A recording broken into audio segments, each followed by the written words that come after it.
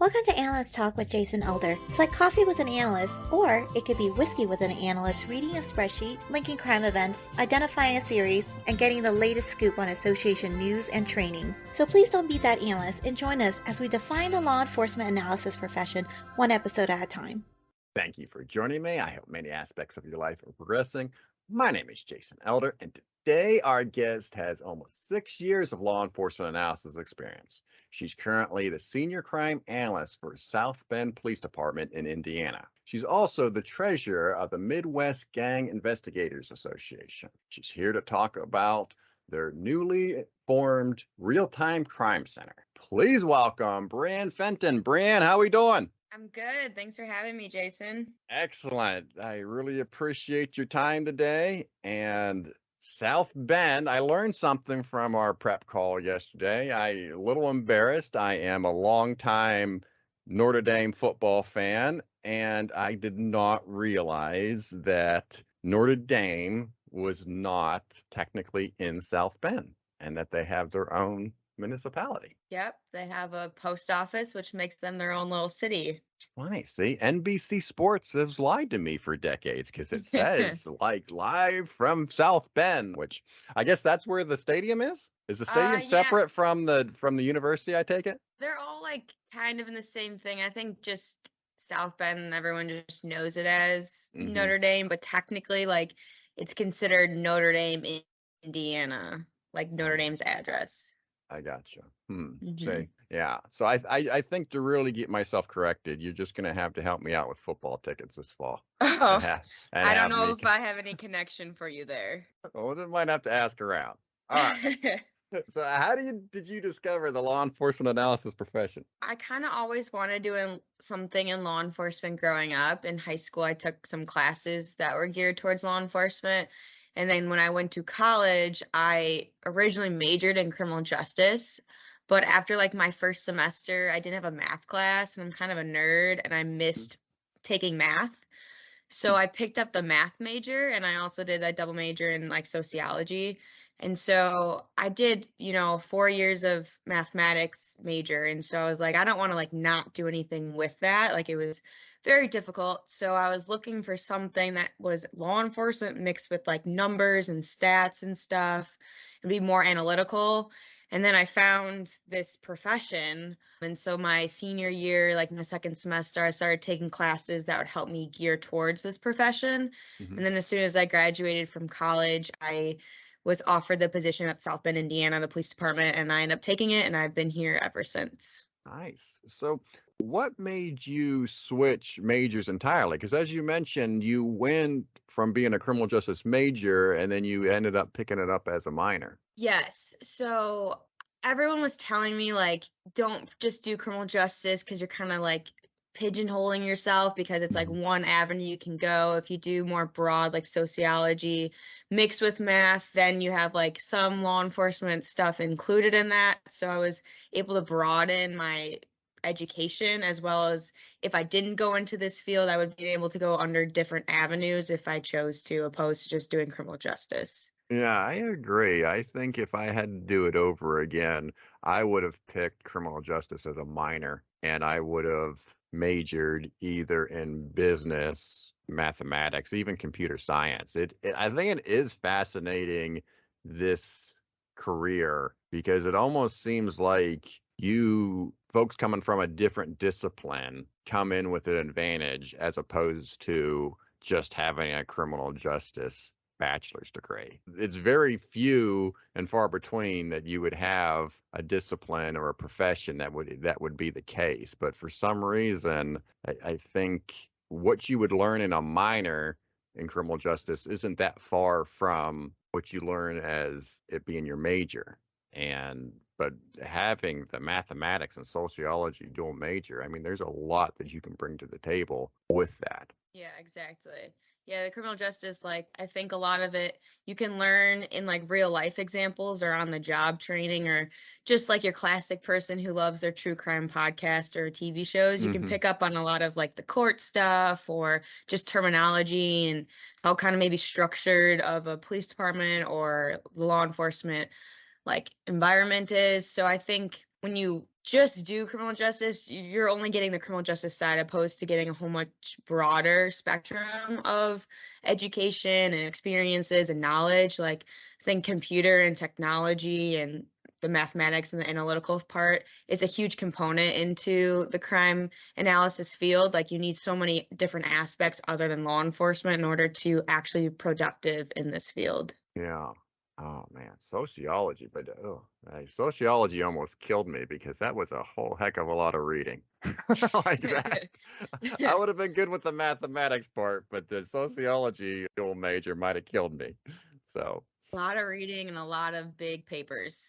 yeah, interesting. Okay, so then you arrive in South Bend, and what is your experience? Because you're hired straight out of college.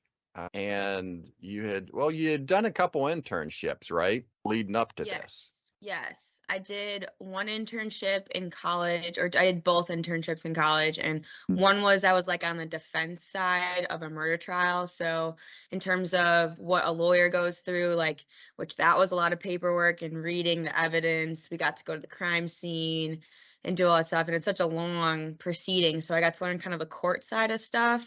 And I realized I did not want to be a lawyer. There's just like way too much paperwork and you had to know big words and all the law. And I was like, too much, too much.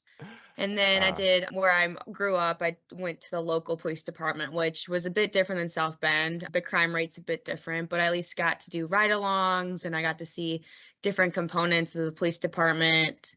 And that was kind of cool. And I always like thought I might be an officer, but I have like really bad vision. And so I didn't think I could do well at like night shift or afternoons and usually start there. So I'm like, maybe an officer is not really my forte. So like all those experiences kind of brought me to where I'm at now. Oh, that's interesting. How did you secure those internships? My professor in my sociology major, she actually asked if I would be interested in the actual like the lawyer defense attorney one. So I did that with a group of individuals. And I went to a small school, so there wasn't like too many kids that went to my university. So there's only, you knew the same kids in all of your classes for your major because they didn't really change. So like a small group of us did that internship. And then for the one in my hometown, I applied for the internship and I did the whole interview process. And at the time, I actually worked for the city in a different aspect. I did like a summer job through the city. So that I think that kind of helped because I had a lot of connections already with the city, just not in the law enforcement side of things. Oh, so is that Fordyce murder trial? Is that how you pronounce the last name? Yes, that was the one in Iowa. Yeah, and you got to see it from beginning to end? Not completely, unfortunately. When it finally actually went to trial or when they were going to decide on a plea or whatever, like we went home for the summer and then I was like graduating. So I didn't get to like see the actual like courtroom proceedings like I wish I wanted to, but I did all the stuff leading up to it. Yeah, there's still a lot of work to be done even before you get into court, obviously. So, Yes. so what was I guess what was the outcome of the trial? He took a plea deal. So he took like a lesser sentence for the murder because they all knew he did it. It was just if there was self-defense or not. And the defense didn't think they had enough argument to go self-defense in court. So then they ended up taking the plea that the prosecutors came with. We'll put a link in the show notes if folks are interested in that case to follow up on it. I think internships are great. I do talk to analysts or folks that want to be analysts from time to time, and it does seem like it is difficult to secure internships. And so I like to ask that question is just like, how did you secure this internship? Because I think a lot of people do have difficulty, but I think they're so important, even if in your case, like you said, you took the internship and you realized, well, that's what I don't want to do. I at least know that. And it just helps you with your journey to find out what you want to do. Yeah, exactly. All right. So then you get to South Bend. What are some things that you're asked to do as you start your career as a crime analyst? Yeah, so when I came to South Bend, I was the first civilian crime analyst that the department has ever had. And so they didn't quite know what to do with me. So it was definitely a learning curve, I'd say, for the first 6 months. I'm kind of surprised I didn't leave the department because there was discrepancies on who was going to train me. The person who said they were going to train me was pretty busy, so they really had found time to do it. So, and when I first got here, I didn't even have a computer. It took a week to get my computer. I used my sergeant's in-car laptop for the first week. And then with the whole discrepancy of training, it took, I think it was like a month and a half to 2 months where I specifically just read police reports for 8 hours a day. So again, I'm surprised I have stuck it out here. But things eventually changed. They finally were like, okay, we need to get this girl trained, because I knew in terms of the crime analyst field, I knew at least some of the stuff that you need, like the tools and stuff, but in terms of how to apply it in a real life crime setting was a bit different. I didn't know what the department wanted or needed and what the administration would have wanted. So the first 6 months was definitely like figuring all that out.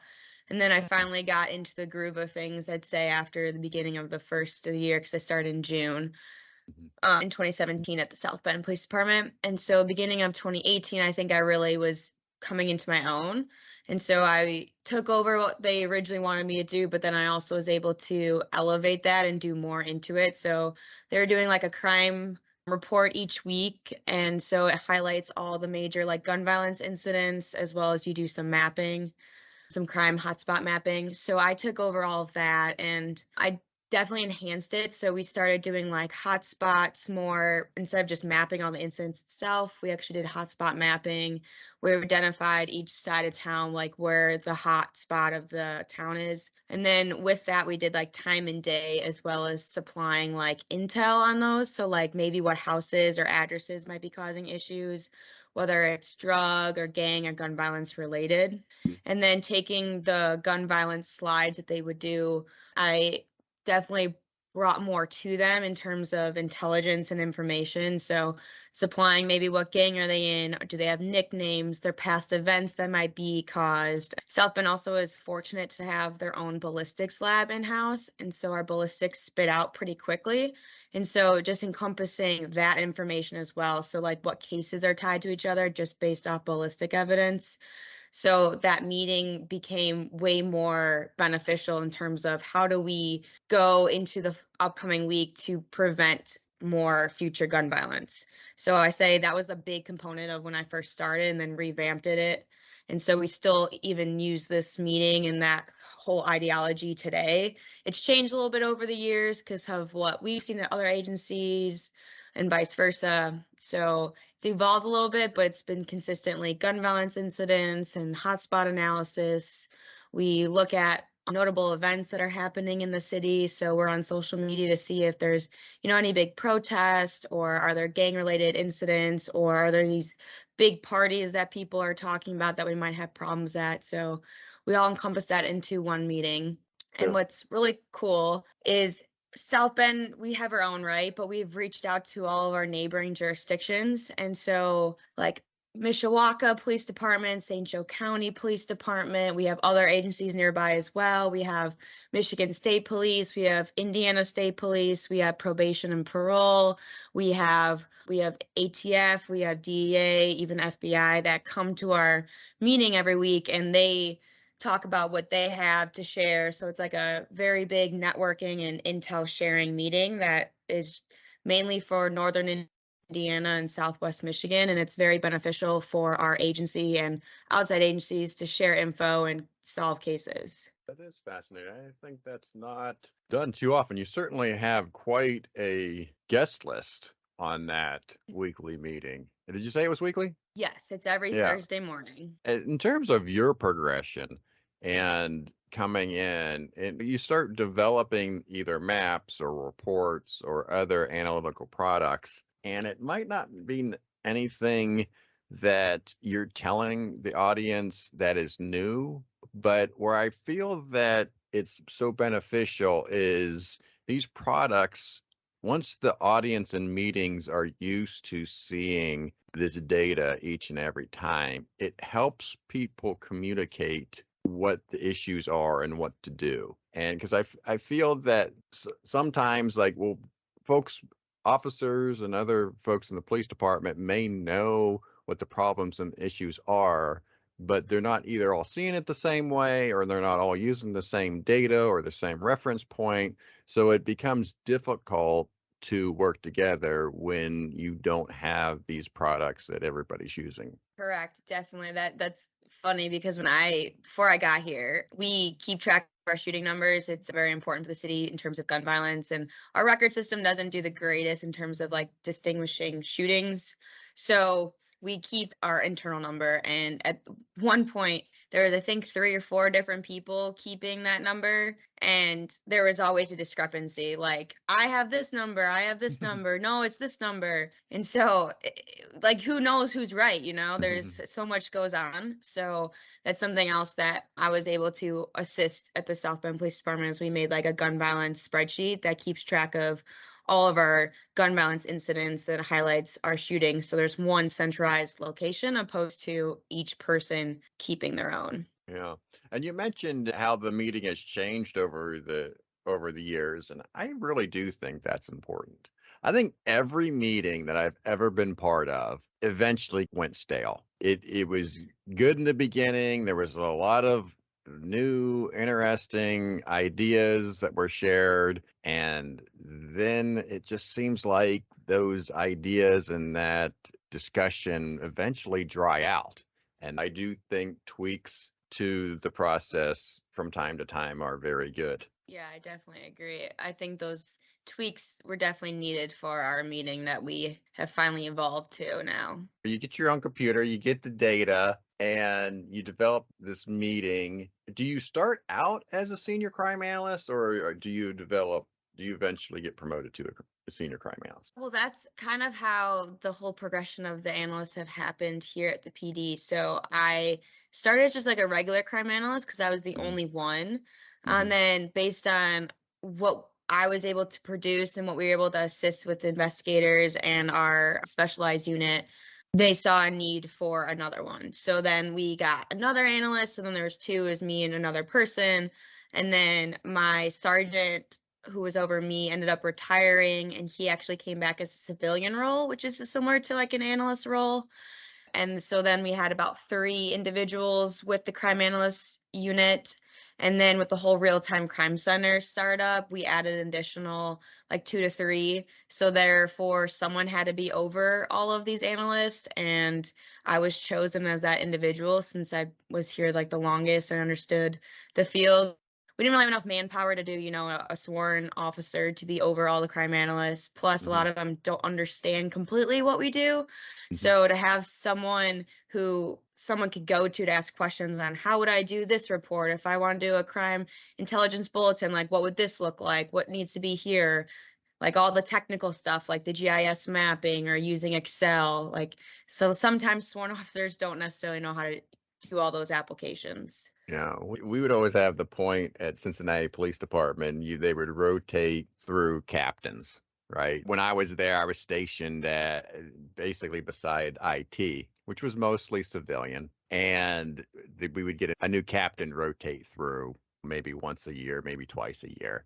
And it was like, okay, now we got to train the captain. Like we were training the captain. The captain wasn't training us, type thing. So I don't think that is unique to Cincinnati. That probably happens everywhere where you have a sworn supervisor over top of civilians. Yeah, we do have a sworn over the crime analyst unit, but they directly report to me, and then I directly report to them. But his name is Lieutenant Kyle Dombrowski, and he's great. He's definitely made me able to flourish to the analyst I am today. And he's been also a big component, not only me, but him in the development of all the crime analysts here at South Bend and being able to expand it and what we've been able to do. He's been a huge part of. So we're lucky that we have a lieutenant who knows what we do and our worth is important to him. So it's always nice to have backing by your boss. Yeah. So, but now he can never get promoted to captain and leave, right? You just want to keep him there. He's not allowed to. He can't leave until I leave. Yeah, just stay right there. And that's, no. All right, good. Well, this brings us to your analyst badge stories. And for those that may be new to the show, the Analyst badge story is the career-defining case or project that an analyst works. And you have two, and the first one is 2021, where you're working on a homicide. Yes. So here at South Bend, we kind of, us analysts, get to put our hands on a lot of different aspects of law enforcement. We do the data side of things and the hotspot analysis and all that stuff, but we also do a lot of intelligence work on gang and gun violence in our city. And with that, we are up on social media a lot, monitoring that stuff. So we had a homicide go out in October of 2021, and it was a female who was at our house, and three individuals ended up going inside the house trying to rob her, and struggle ensued because she didn't obviously want to get robbed, and so she was fatally shot. So the detectives came to us analysts and supplied photos because the individual had security cameras at their house. And so we saw the pictures. They had their hoods up and whatnot, and you couldn't really make out faces because you never see the face in the front, it's always like side views or back views. So we saw the clothing, and because we're on social media a lot, we recognized the clothing, what group was actually usually wearing that clothing. And so we're like, we know it's these individuals, but how do we identify out of that big group of people the three specific people who did this shooting? So we had a lot of intelligence on this group of people. They were causing a lot of issues in our city. And so we had different surveillance platforms just out there looking and monitoring these individuals. And so we went back to look at the surveillance platforms the South Bend Police Department was utilizing, and we ended up seeing the specific three individuals leave a house in the exact same clothing, where they ended up driving to the homicide scene. You see them come back to the house, and then they end up going somewhere else all night. But I was able to watch the video back and observed when they all entered the house. And based on who entered the house, I had at least like about, I think it was 6 or 7 individuals that would have been the 3 individuals that left the house. So based on all that, I was able to use social media photos as well as what intel we had, as well as different surveillance platforms we use, and I was able to compile all the information and single-handedly be able to identify the 3 shooters that ended up doing the homicide. Yeah. Now, were they all wearing the same thing? No, there's like this specific red, white, and blue hoodie that this group was always sharing and was utilizing it. And then there was a specific black, like Nike hoodie that we knew an individual with that group was arrested in like a week prior with a firearm. So just seeing those clothing, and they were both in the same group, we're like, it's got to be that specific gang. Once you identify them, get them arrested, how does the case turn out? Pretty good. So one of them actually just went to trial on it. His name was Travis Logan. He went to trial on it, and he was actually found guilty. I don't think the sentencing has came back yet, but he was found guilty for the homicide. It's still surprising to me that you have folks that are doing activities such as homicides, and they're still posting pictures on social media. Yes, it's honestly kind of shocking, like how someone could go like shoot someone or kill someone, and then you go on their social media account, they're posting on their Snapchat or posting stories, and sometimes even with like the clothing they were in, or they might have even had like the gun they used in the video. I mean, they're not sometimes the brightest. Yeah, but I mean, it just seems like at this point in time, I mean, I talk to analysts time and time again that are using this information as evidence, and it seems like they're pretty slow to realize that that's going to get them in trouble. But hey, I guess in another way of looking at it, it's good for our profession that they're a little slow on this trend. It's great that they like to flash everything on social media. It definitely helps. Yeah. So then let's get to the other analyst badge story then, and this deals with a former ICE officer being shot at. Yeah, so an excise police officer was driving through South Bend, and whether this individual thought his vehicle wasn't marked, so he didn't know specifically it was a police car, but the police officer was following this individual and was actually going to pull them over for a traffic stop. And right before the officer put on his lights, the guy ended up in front take off. And so a small pursuit ensued where the individual ended up getting out of the car, fired shots at the officer returned fire, and then the guy got back into his vehicle and drove away. No one was struck, so thank God for that, but an excise police officer was shot at. So since it happened within South Bend, Indiana State Police sent over at least some of the info they had on the individual, whether they had him going into like a convenience store prior to, so they had video surveillance of that. You can't make out like any features. The video wasn't too good, but you could at least see the clothing that the guy was wearing. And then we had a description of the vehicle and knew where the incident happened. So we got that info when we came in the morning. And we used our license plate reader technology we have in South Bend, and we identified the vehicle because we actually had a camera nearby the incident that picked up the exact vehicle when the incident occurred. So we identified the vehicle, obviously ran the vehicle to find the registered owner, and then looked him up in our actual record system. And then we found a name, and that name was very well known to South Bend Police Department. We've dealt with him a lot, and because of that, we have him on social media and stuff. So then eventually I go to social media, and I go on to Snapchat, and I find the same exact clothing. So it's like a jumpsuit, and I find the exact color jumpsuit in his Snap story. And so I'm like, well, this is probably him. So we sent it over to the Indiana State Police saying, we think this is your individual. Here's what we have. The vehicle's connected to this. This guy's dating his mom. He last drove this vehicle like 2 weeks ago and was involved in a car accident. And then here's a Snap story with his photo on. Then the Indiana State Police comes back with they're like, we're getting tips on it could be this guy with the nickname Pablo. And we're like, well, that's his nickname. And we supplied all this intel we had on him. And they ended up being able to do a search warrant at the individual's residence. He wasn't arrested immediately, but I would say within a couple of days, he eventually got picked up for this incident. So that was probably one of the quickest turnarounds we had on a case, I'd say. Yeah, no, there's a lot of information that you were able to supply to the state police. That's impressive. In terms of the actual shooting, then, was the officer in an unmarked car? Yes, so it wasn't like a Okay. marked vehicle with like, the lights on top. So But he's a known problem in our city, so it's not, he might have thought he was getting followed by like the opposition, and so therefore he was nervous because maybe he thought they were going to do something to him because the car was following him. So we don't think he just shot at the guy because he knew he was an officer. We think he shot at them thinking that he was going to do it first before they did to him, probably. yeah, that's some really bad luck. Yes. Right? Like, if you, not that I get into, like, I've ever had the thought of, like, oh, I'm going to shoot the guy that's following me.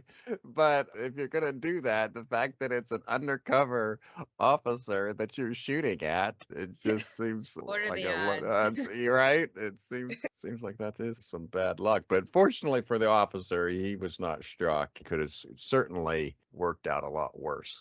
Definitely. And there's so much information out there that an analyst can bring to an investigation. And certainly we've had several guests on this show now where they're talking about just the best practices and what to do, what not to do. From your point of view, do you have any advice on open source or social media research that you do? So definitely training is a huge component. Like anyone can social media stalk someone, but to really know the ins and outs of like several social media platforms, definitely going to other trainings and whatnot is huge. Just using all your resources is important. Like our main social media platforms that people use in South Bend is Facebook and Snapchat. So those are our two main ones. They use other ones, but those are the two ones they usually communicate with people and like post and are active on it. And so just knowing how those exactly get used and how you can like get the most information out of them is important. So like Facebook has this nice new thing that you can search profiles. Not every profile, depends on their security settings, but you can click the search button and you can search their whole profile for specific keywords. So if you're trying to identify the Facebook account or whatever, you can search by their birthday. Did anyone say happy birthday? And a lot of times it would be like happy 15th birthday. And you're like, great, I got your whole DOB just from that specific post. And then therefore you can maybe get a name or whatnot. You can look up mom, dad, maybe like baby mama, brother, sister, and you can get like family members, you can get girlfriends, you can get their kids. So it's a huge resource because a lot of that time, sometimes their information's not like public. So you can do the whole TLO, the clear, but some of them don't have anything registered to them, or they have no like bank accounts to them. Like it's all under their girlfriends, their moms. So like to track down these people, like a lot of times the social media is like their only database for that individual.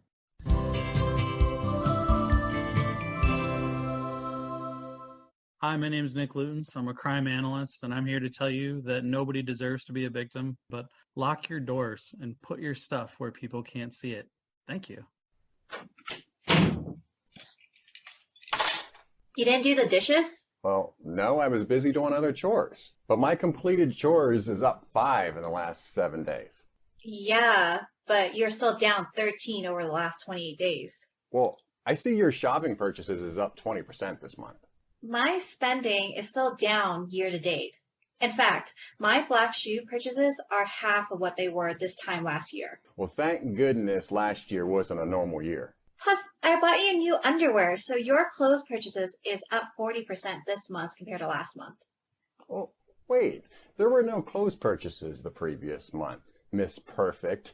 I didn't know you had the ability to divide by 0. You should be happy. Your temperature-led policing program has worked great in this house. I have not touched your precious thermostat in the last 6 months. Millions of homes in the U.S. are impacted by people wanting to be comfortable in their homes. Temperature-led policing, control the temperature, control the cost.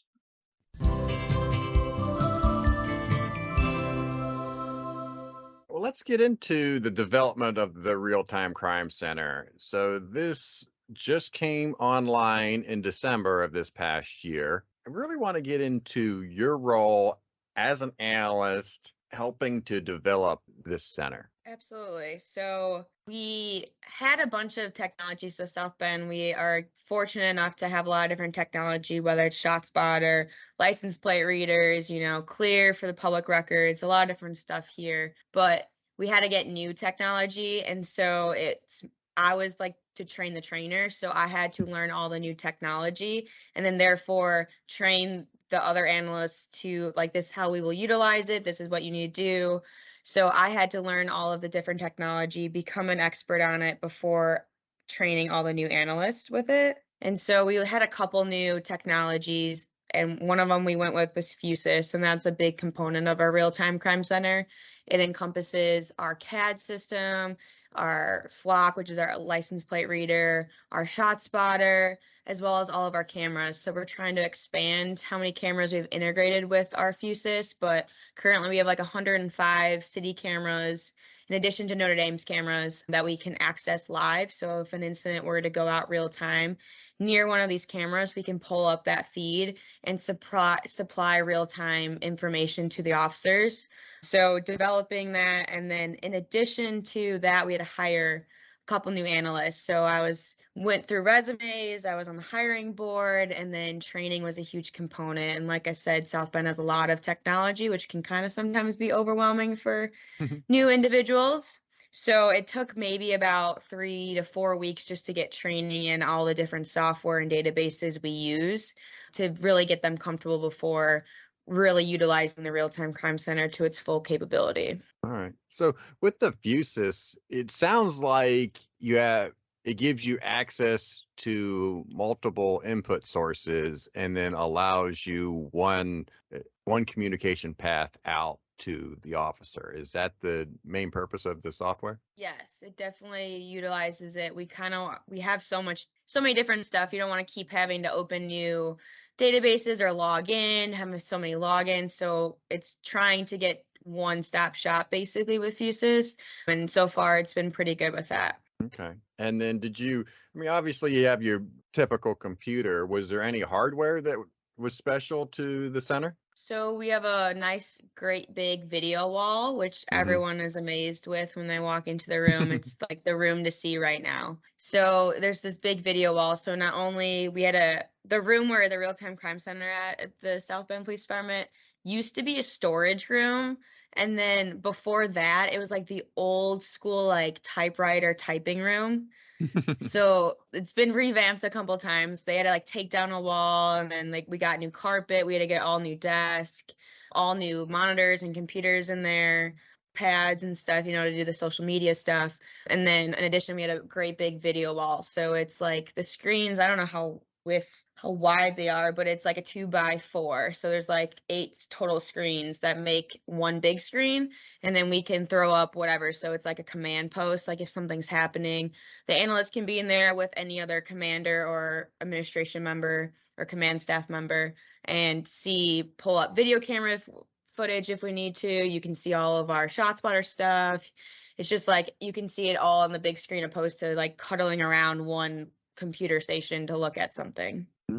In terms of just the planning and setup and development, what did you learn, or what was the most difficult? I would say some of the difficulty was like the communication. So this was a project, like the mayor was like, we're doing this at the beginning of 2022. And so several of the chiefs from the police department, as well as some of the IT individuals from the city IT, got together, and they were the main people on this. And so the trickle down method, I would say, in terms of like the progression and how things are going to run. And I think there was a little bit of miscommunication. I think I would have liked to be more involved in some of it, opposed to like, okay, here it is. What are your thoughts? Or here it is.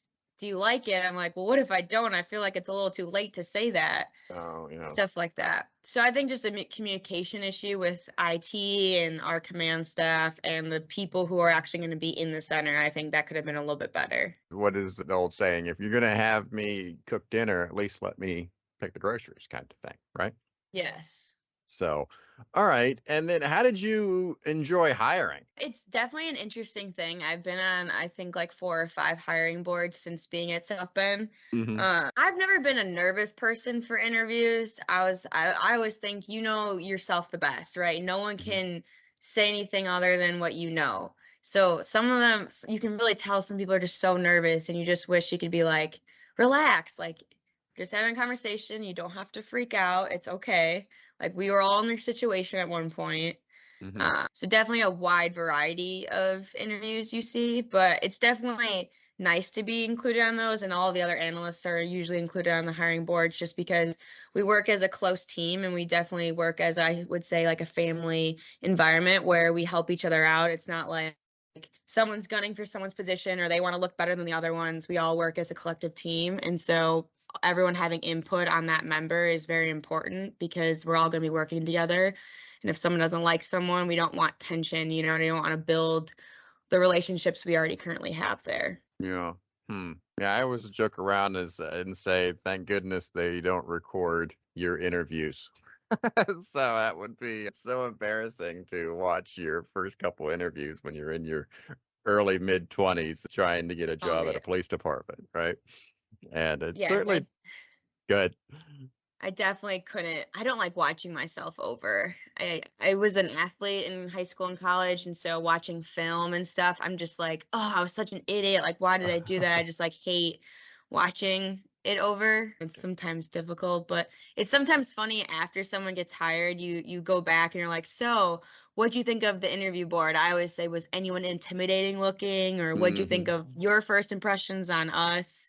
And that's sometimes kind of funny because their reactions or their statements are like completely different than what we think would have been the case. Yeah, it is interesting what their different perspectives are. Because even with my kids, I'm watching a movie and they'll pick out something on the screen that is just hilarious that I never would have thought that they would have even remembered or picked up on or anything like that. So it is interesting getting different people's perspectives and seeing what they got out of the same event. You went through 4 of these. Do you have any suggestions on how you would improve the hiring process? Yeah, we've actually done that the last couple times. So the first one I sat in, I was just, a person who was just sitting in, asking questions, giving my opinion, wasn't really involved in the process of setting it all up. But the other couple I was a big component to. So we used to just ask a bunch of questions and get a feel for the individual. And I've done a couple other interviews where you had to do like some type of an assignment or something.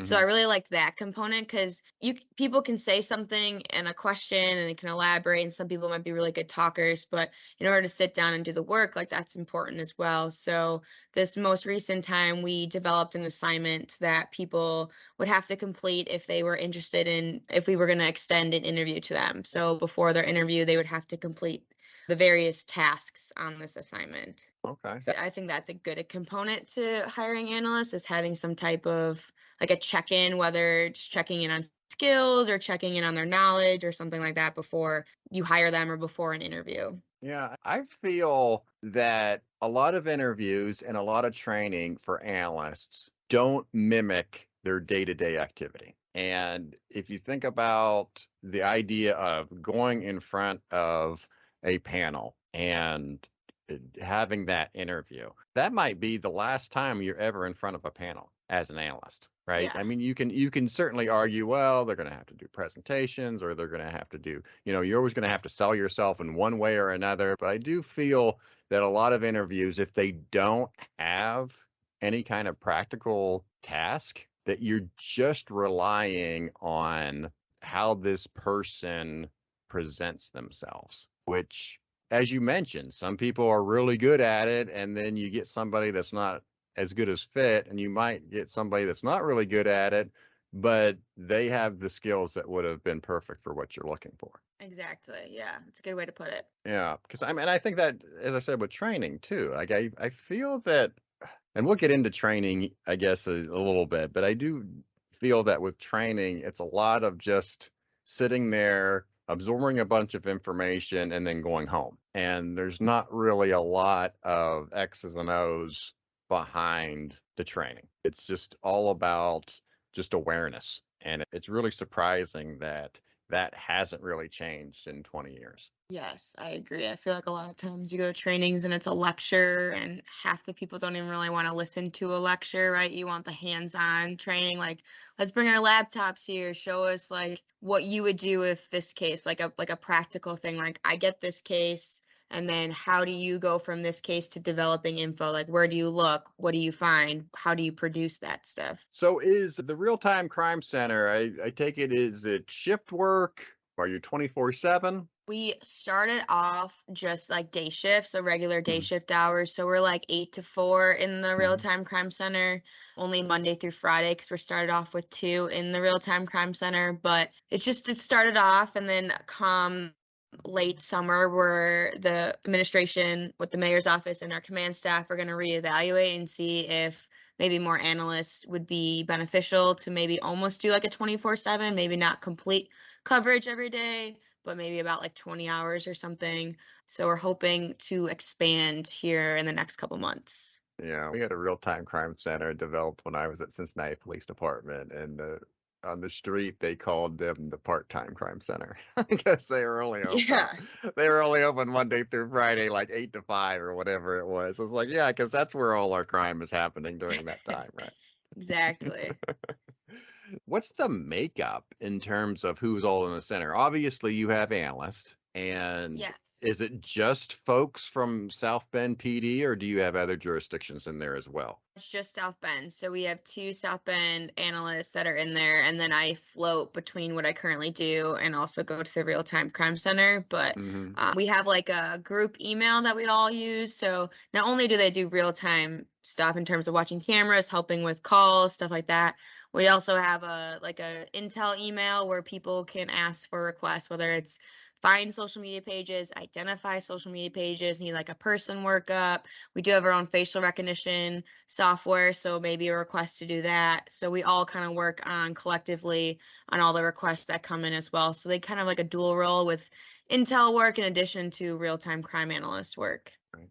And then As I mentioned, you just opened. You're only a couple months old. What have you learned from the first couple months being open? Definitely need more cameras to assist for sure. That would be huge. That's a work in progress. We just went live with a camera registry, and we're hoping to get more businesses on board to be able to tap into their actual surveillance system to help with ongoing issues. But it's definitely, we've already had like a win for the Real-Time Crime Center, identifying an individual who tossed a firearm. So definitely learning process and how we like want it to be all set up and ran. So it was a lot of conversations before it started in terms of like what their day-to-day will look like, because right now we don't have a lot of cameras to really assist too much with real-time crime, but we had to develop all this other stuff because we don't want someone just sitting bored out of their mind in a room waiting for something to happen. So a lot of talks to talk about what the day-to-day would look like and a lot of stuff like that. But I think definitely learning process is to have open communication with the analysts. So like we're not completely in there all the time. So, and it's new, right? So they're the ones who's in it. So definitely getting feedback from the analysts who are working there, like what's working, what's not, what would you like to see, what do you not want to see, to really evolve it and make it as best and productive as possible. Yeah. How many cameras do you have? So we went live with a camera registry, which means we don't have access to those cameras. We can email, we have their contact information and can ask for footage, and they can just send it right through this email drop through Fusus. So for there, we have about almost 500 cameras registered, which means we can contact those individuals for video, and then integrated, which basically means we can actually like watch live feed and go back at least 3 days. We have like 105. Okay. What's the best thing you've seen on the cameras so far? Oh man, we have it down like Howard Park. So this isn't like crime related or anything, but we Yeah, have it it's in fine. Howard Park, and we have an ice skating rink and like a restaurant there, and so you've seen some pretty bad wipeouts on the ice. There you go. See, yeah, that can be all played and together, and create your own comic relief there, and Yeah, all send the it best into false. send it to America's Funniest Home Videos. Yeah, well, yeah, you're showing your age there by saying that, right? And I guess that show's still on, but yeah, that's what's that? It's like that show's got to be about 30 plus years old now. So, but No way. I'm yeah, 27, so it's not that old. I saw it when I I was younger. it is. I think it was 89, 90 when that show came out. Maybe I saw reruns or Yeah, something. probably, but it's been on. I think it's been on that long, right? It was on for forever, and then I realized it was like 5 or 7 years ago that I realized that it was still on. I was like, this show is still on. I was like, I had no idea that it was still on. I figured it would have got canceled a long time ago, but anyway. Well, then maybe we should put them on TikTok. That's more There you go. this generation's It's just, speed. yeah, that's true. Although TikTok's gonna get all canceled, right? Everybody's coming down on TikTok and booting it off of platforms and everything else. So I don't know how long TikTok's gonna even be around. But all right, I'm thinking back to Cincinnati Police Department when they got the Real-Time Crime Center put together and initially got all the cameras put up. We had to report to the chief, and the best thing that we could come up with, we had the suspect, and we were able to follow the suspect from the time that we got the call to the point of the arrest. And he went through and walked through various streets, and we were able to follow him from beginning to end. The problem is all he was wanted for was loitering. Oh gosh. So it was like, yeah, here's our $1 million system that we just helped solve a loitering case. So. But it could be used for any other thing, you don't Yeah, have to specify what type of crime it was. It's true, but it made it funny and interesting, the fact that it was a loitering case. That's the best thing that we could come up with at the time. So, but, yeah, you're right. Someday, unfortunately, it most likely will be a more serious event that you'll have to be using all those cameras and tracking down and following folks and using the center to its fullest. So That's then, cool. what's next for the center? So we actually have a new analyst starting. We had someone leave, so we have a new one starting. So we're starting the training process on that person here shortly.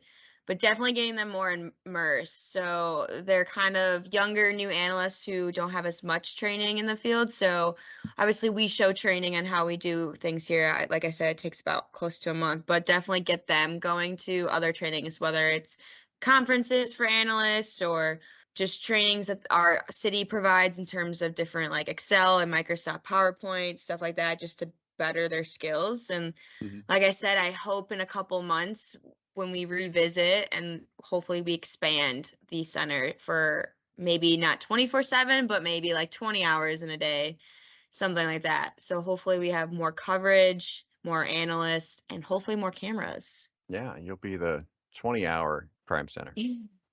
Yeah, it's closer than what we're at now. Yeah, well, I have to come up with a better name than that, though. All right, so let's move on then. As I mentioned in your intro, you are currently the treasurer of the Midwest Gang Investigations Association, MGIA. So how did you get mixed up with those folks? Oh, like I said, my Lieutenant Colonel Dombrowski, he's actually the vice president of the Indiana chapter, and they had an opening as a treasurer, and he came to me and asked if I would be interested, and I said sure, but like how much extra work really does that entail? And he's like, oh, it's not much. So then I was like, okay, I'll take you up on it, why not? It'd be definitely interesting to be involved in the different trainings and the networking functions that MGIA provides. So I took him up on the offer, and then I became the treasurer. And I'm kind of new as a treasurer. I've only been probably for a year now. I started last March, so still kind of new to it. I feel that the treasurer has the most work to do, and maybe work needs to be more closely defined.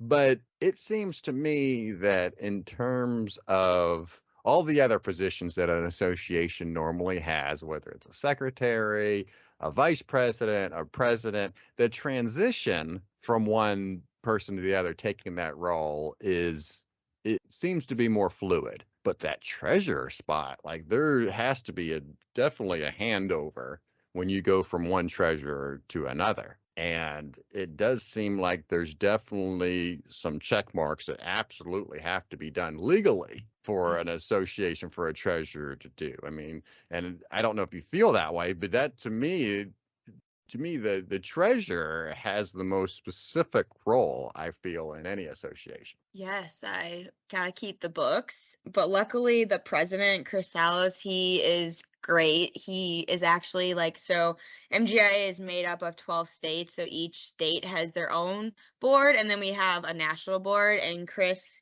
our president, is the treasurer for the national board, so he's like a stellar treasurer. So that's really helpful to have him. So if I have questions or whatnot, and he knows QuickBooks really well, so I've never used QuickBooks until this position. So I've been utilizing QuickBooks and just, trying to gain as much knowledge from Chris as possible. I finally figured out, I got to balance it every month and stuff like that. But we have a conference coming up, and so that's a whole lot of stuff because we have people registering, and you got to keep track of if they got to have a membership fee in the registration as well as the registration fee, and so it's definitely a lot of work. Well, and we'll get to the conference here in a second. The association, so it's Midwest. So what is your jurisdiction? All right, so there's 12 states part of the Midwest, the MGIA, and it's both the Dakotas, so north and south. You have Kentucky, Illinois, Indiana, Iowa, Michigan, Minnesota, Missouri, Nebraska, Ohio, and Wisconsin. Okay. And then obviously if an analyst or someone listening isn't part of a gang investigators association, I mean, what should they expect as an analyst? What does an analyst get out of the association? Yep, so it's only a $25 membership fee, and you can find a bunch of information on mgia.org. That's the website for all states. And so you can see upcoming trainings. So just like any other organization, trainings are usually discounted or free because of your membership fee. Also with the membership fee, you get to have contacts then whoever else is also within the association. So whether that is within your state or across the Midwest, all the 12 states I listed, you will then have contacts at all those agencies who at least are a part of the association. So it definitely helps with the networking. So if someone out of Illinois might be causing issues in our state, then we can contact someone through the MGIA association from Illinois, and maybe they have information, or then could direct me to someone else that might be able to help. Okay, good. And then you mentioned the conference, which is coming up. We're going to do a deep dive on this conference coming up. It should be out this week. And you, as you mentioned, Lieutenant Kyle Dombrowski, and you are going to do a deep dive in terms of all the different agenda and all the different events for the conference. But I guess for here now, let's just give a general overview of what the plan, what the goal is of this conference. Yeah, so the conference is May 8th to May 11th this year, which is in South Bend at the DoubleTree Hotel downtown.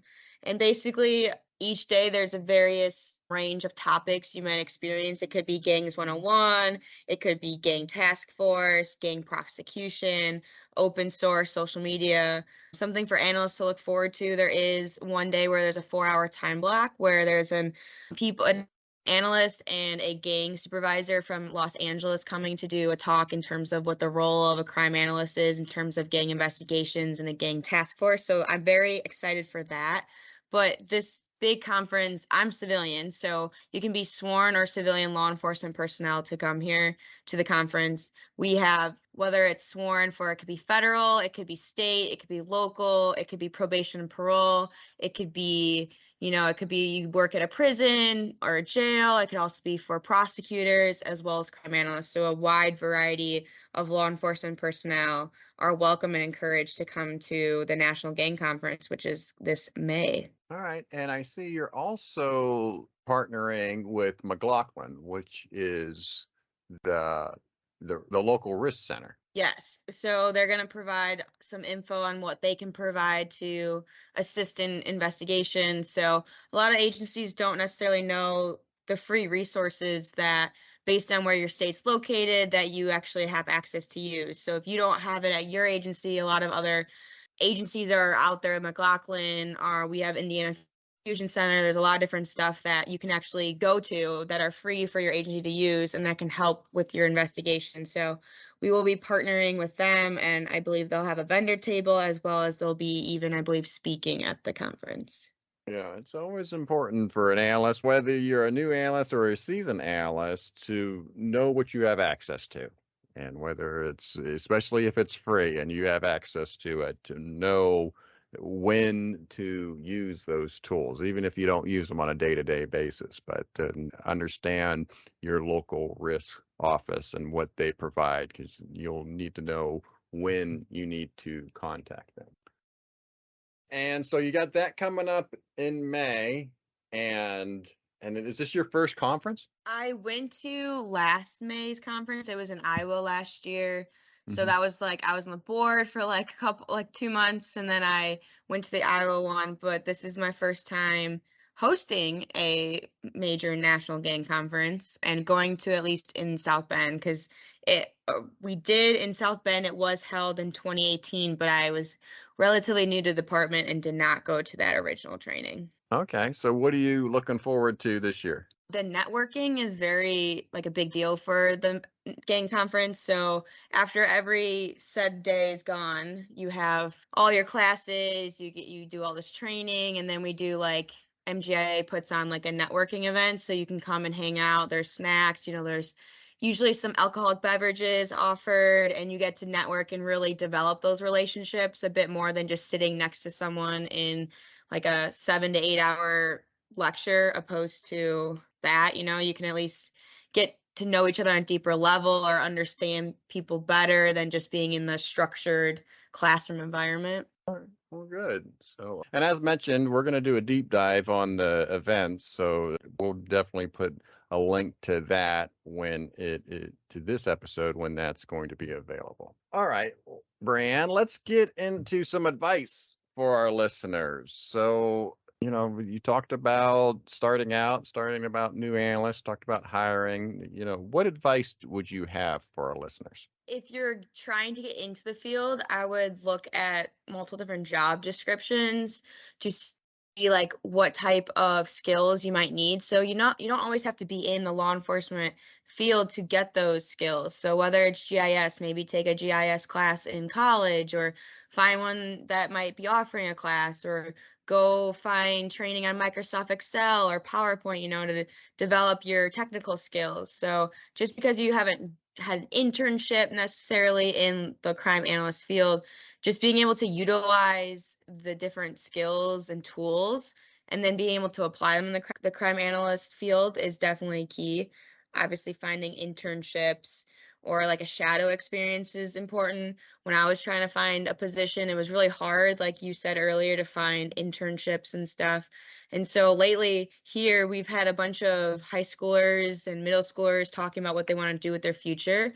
And they'll contact the police department and then they'll get my number. And then I'm always happy to have a phone call conversation to explain what does the day-to-day look like? What exactly do we do? Because you can read stuff, but you never know exactly what goes on at a police department or the state level or even the federal level. And then I would say the last thing would be curious. So definitely always go above and beyond. You always want to keep diving, and there's a limit to diving, I'd say, but always being curious to find more info, finding more tools to use, just knowing how things work and operate, I think is a very important advice to go forward in the field. Another question I like to ask is what I call a return on investment. So this is a topic where an analyst can study it now and it'll be beneficial for like maybe 5 years from now. This whole field's evolving a lot. Technology is like huge. So social media, I think, is like one of the big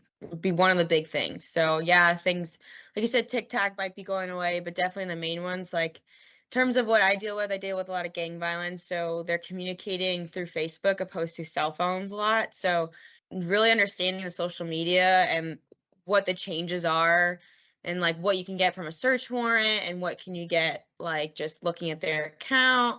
How can you track someone down? So at South Bend, we do a lot of trap and trace warrants where you track down individuals, if they have a warrant or whatnot, we use their social media accounts in order to locate them.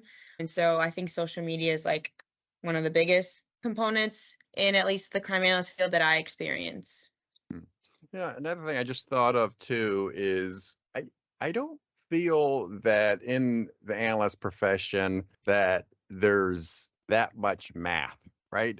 I think if you think about it, and a lot of what an analyst does from day to day, even when you're getting down to the crime analysis tasks where you're producing stats and producing counts and frequencies and maybe some averages, I mean, that's about it. There's not a lot of math, I think, in some ways because of the technology, because of some of the vendors and tools. Analysts are pushing buttons, running software, and may not really even know the math that goes behind all the calculations in the computer program.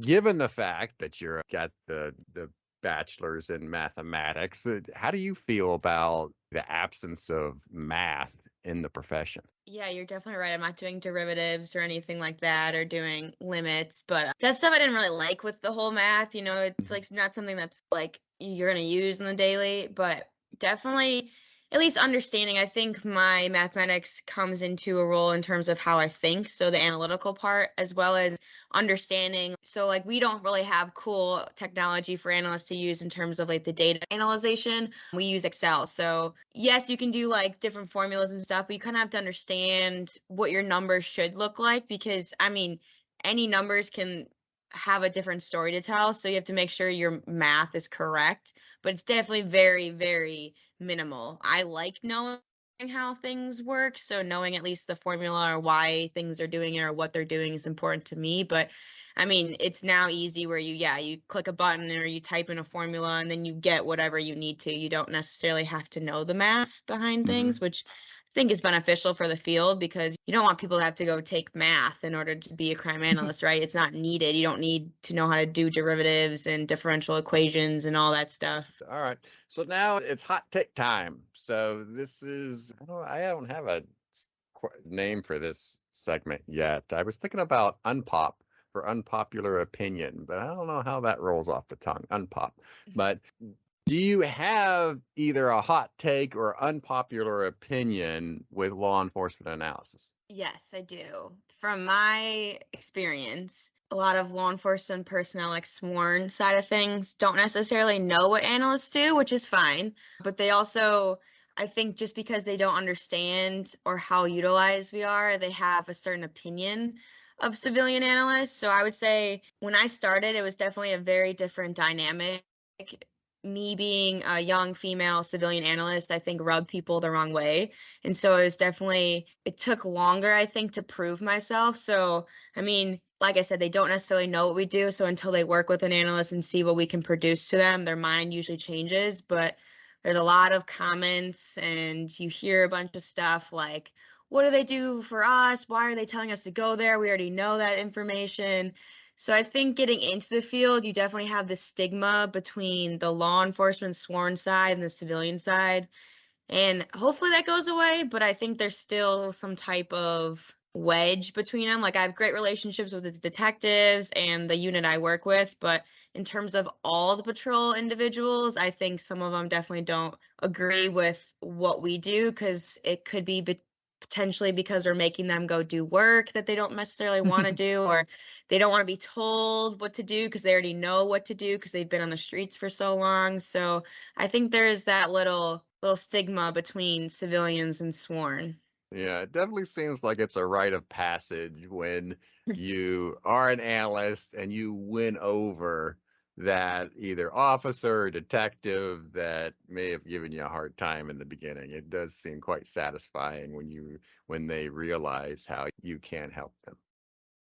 All right. So then let's finish up with personal interest then. You played soccer. When did you start playing soccer? Very young. So I played, when you're like barely can stand, everyone just follows the ball around. I think every kid at one point maybe started soccer because it's like the easiest thing to do.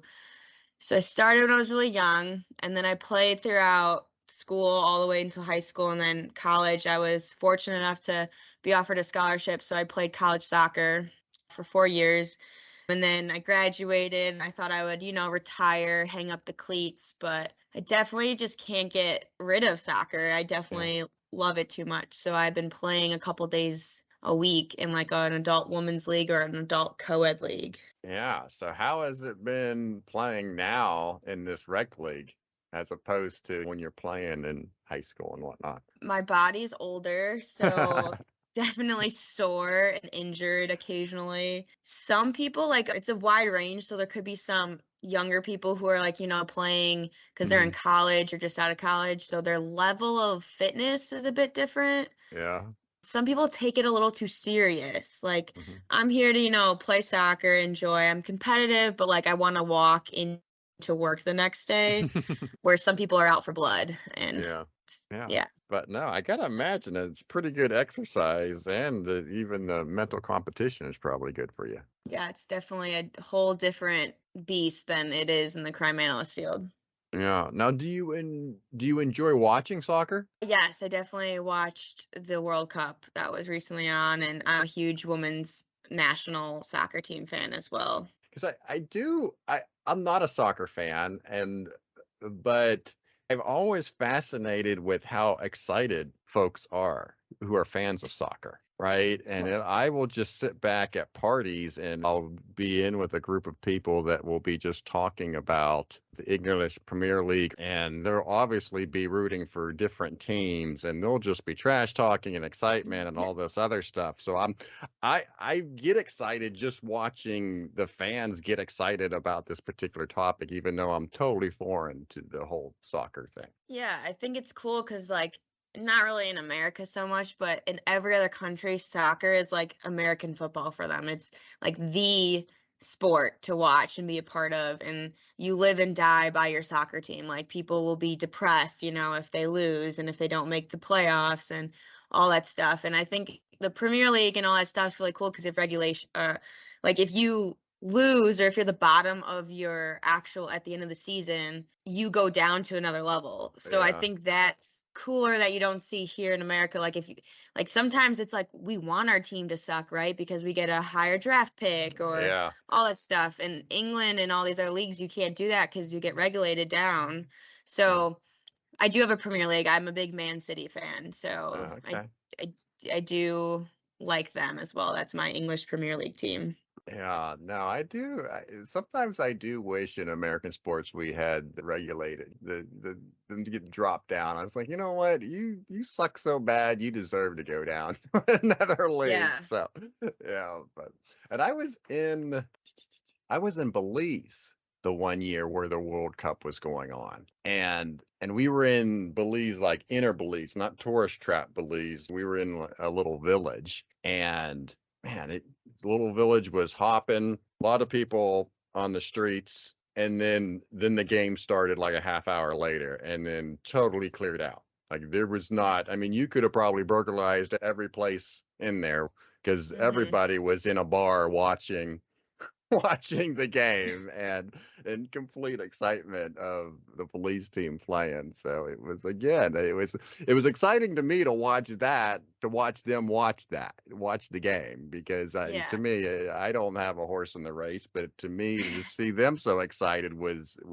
a treat in itself. Yeah, it's definitely a cool culture. Well, our last segment to the show is Words to the World, and this is where I give the guests the last word. Brianne, you can promote any idea that you wish. What are your words to the world? So I kind of live by a quote, and it's kind of more for an athlete, but I think it definitely can be applied to the professional world. So it's you won't always be the strongest or fastest, but you can be the toughest. So obviously in sports that you can kind of get the connotation, but in terms of professionally, someone might be better at some type of skill, or they might have more tool sets, or they might know more than you in whatever field yet.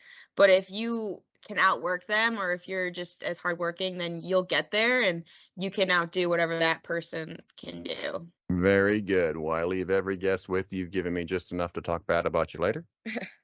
Um, But I do appreciate you being on the show, Brianne. Thank you so much, and you be safe. Thank you. Thanks for having me.